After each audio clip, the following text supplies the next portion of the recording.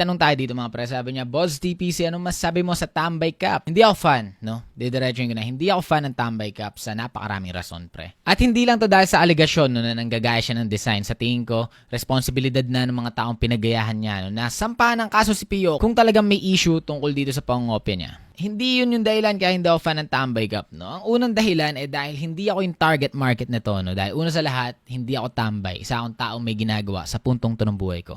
May agenda ako kada araw. Kasi yun naman yung meaning ng tambay, di ba? Galing siya sa word na standby na sa puntong to ng buhay mo, wala kang gagawin, wala kang ginagawa. Although nakikita ko na lately dahil syempre brand na to ni Pio na napili, 'di ba? Sinusubukan niyang ibahin yung meaning ng word na to, no? May post siya isang beses, sabi niya, "Hindi niyo lang tanggap na may value na ang mga tambay ngayon. Hindi niyo lang matanggap na hindi na basura ang tingin sa mga tambay ngayon. Actually, basura pa rin ang tingin sa mga tambay kung literal na tambay sila ngayon sa puntong to ng buhay nila. Kasi ibig sabihin, wala kang ambag sa bahay niyo, walang nakikita sa iyo na productive na bagay na ginagawa. Kung meron kang ginagawa ngayon na masasabi natin productive, 'di ba, magbibigay ng value sa pamilya mo, magbibigay ng value sa community, obviously hindi ka na tambay. May ginagawa ka na, hindi ka na mapapasok sa meaning nitong word na to. Kasi hindi ako naloloko ni Pio no pagdating sa rebranding niya ng salitang tambay. Isipin mo, yung mismong fans ni Pio, yung mismong fans nitong Tambay Cup na to, no, ginagamit yung salitang tambay, yung literal na meaning nitong word na to bilang insulto.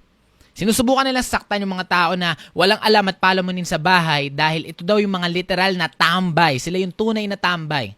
Habang pinagtatanggol ang Tambay Cup. Kaya hindi ako fan ng mismong Tambay Cup. No? Hindi ko gusto yung nire-represent ng word na to. Sa tingin ko, isa tong salita no, na dapat nakaka-graduate tayo dyan. Magkakaroon tayo ng face sa buhay natin na hindi tayo sigurado sa gagawin natin, hindi natin alam yung gagawin natin, di ba?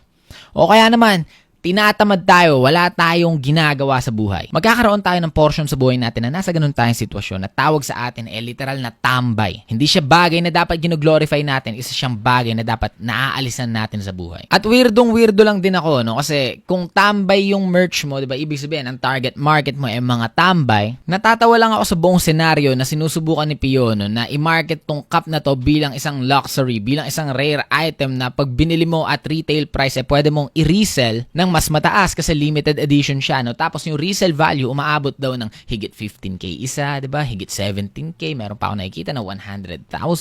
The way na minamarket niya to, no, hindi siya maa-afford ng mga taong sinusubukan niya i-represent tayo mga tambay. O baka sabihin na lang ni Pio na, syempre ang bibili niyan hindi yung tambay ngayon. Syempre yung bibili niyan yung mga tambay to riches, yung mga taong naging mayaman galing sa pagiging tambay. Yun na nga rin yung weirdo doon para sa akin, pre. Na yung mga dating tambay na naging mayaman, hindi naman sila yumaman dahil sa pagiging tambay nila, no? Yumaman sila dahil nag-decide sila na hindi na ako magiging tambay ngayon, may gagawin na ako sa buhay ko. So para sa akin lang, no, itong brand na to nakakatawa.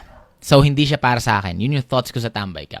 Pero ang thoughts ko naman kay Pio, no, bilang isang businessman, well, ang businessman naman, no, ang isang taong gumagawa ng produkto, malaya naman talaga siya magdikta kung ano yung value ng produkto niya, no. Nasa galing na lang niya mag-marketing kung paano niya kuumbinsihin yung mga tao na yes, totoong ito nga yung value ng mga cups na to. Pwede nyo sabihin na hindi siya magaling na businessman, magaling lang siya manloko, pero wala may manipis na linya lang naman talaga minsan, no, ang isang magaling na businessman sa isang magaling manggoyo na tao. Kasi it's all about convincing people na meron talagang value yung produkto mo. Na merong halaga to para sa'yo pag binili mo. Regardless kung gaano siya kamukhang tanga. At feeling ko gets na ni Pio, no, yung ginagawa niya. No? Alam niya sa sarili niyang hindi niya magoyo ang lahat, hindi niya kayang kumbinsin ng milyong-milyong tao, no, para maniwala sa produkto niya. Kailangan niya lang makakumbinsin, no, sa 1,000,000 na tao, 2,000 lang dyan makumbinsin niya, no, na totoong may value itong cup niya, no, gaya ng kung paano niya minamarket na pag ni-resell mo to, umaabot pa ng 20,000 mahigit dahil rare na rare itong item na to. Yun lang yung makumbinsin niya, pre, no? Yung 2,000